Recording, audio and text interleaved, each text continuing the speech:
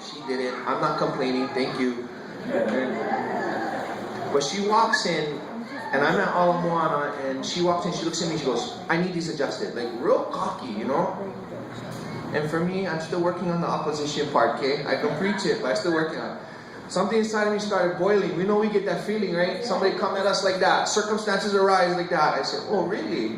You know, I need these to be adjusted. Real cocky and arrogant. So I said, okay. So I walked in, and I started adjusting her frames. And she looked at me, she grabbed my hand. She said, I need you to stop. And she looked at me straight in my face, and she says, I have something to tell you. Don't think I'm strange. And I said, okay. So I'm not trying to get you to adjust them any better. I'm not trying to get free stuff from you. I make over $24 million a year, so I could care less what you do. That's what she told me. But she said, God said to tell you something. And I'm looking at this lady like, what? She said, God said to tell you something. A strange lady. Now, I'm already turned off by her from the way she walked in, you know. So I'm like, wow, okay, what you gonna tell me? She said, God said to tell you that He's gonna restore everything that the locust has eaten. This lady knows nothing about my past life. And she said, you're like Jonah, and you're about to get spit out on dry land. And I got other opticians around me, and one of the managers around me, and who's close to me, she starts crying, and people around me, our shop is filled with people.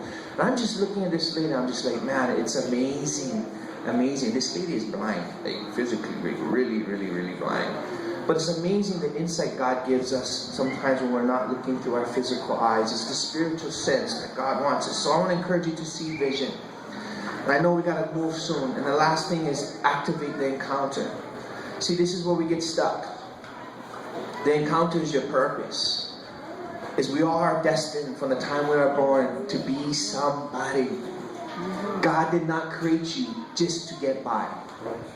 He didn't create you just to sit in this seat. Come on. There's something more and something greater than that. Yes. But what's holding us back is not the blessings and God's favor that God refuses to pour out on our lives.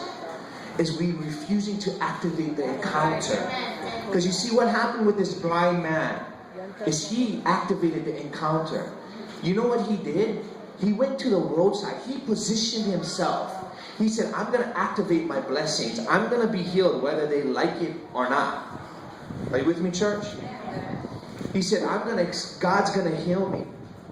And he began to sit on the roads, and people would ridicule him, and they'll come against him, and they'll say negative things about him. They told him to shut his mouth, and he's yelling. They told him to be quiet. Go read it. I can't read the whole thing to you. And a lot of us in our lives have gone through that, where people have put us down and constantly said things to us, told us to be quiet.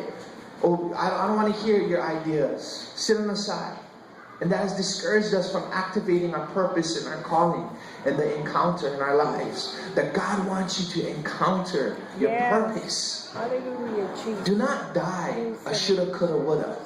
That's not God's plan for our life. Come on. There's something bigger and there's something greater that's in store that you may not know.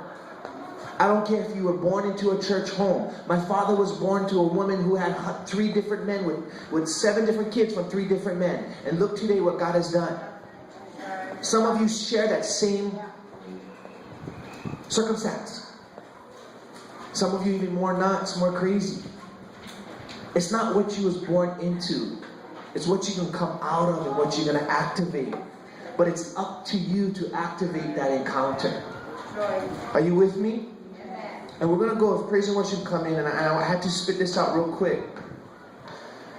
But if we experience life, if we're embracing the vision and activating an encounter, we are elevating our life. E, experience life is EL. Embracing vision is EV. Activating the encounter is ATE. And that's where we get the word elevate. Now you understand why I was going nuts when Courtney was up here putting that together? You see how God is somebody, this message is for somebody here today. This message is for somebody here today. I didn't shout and scream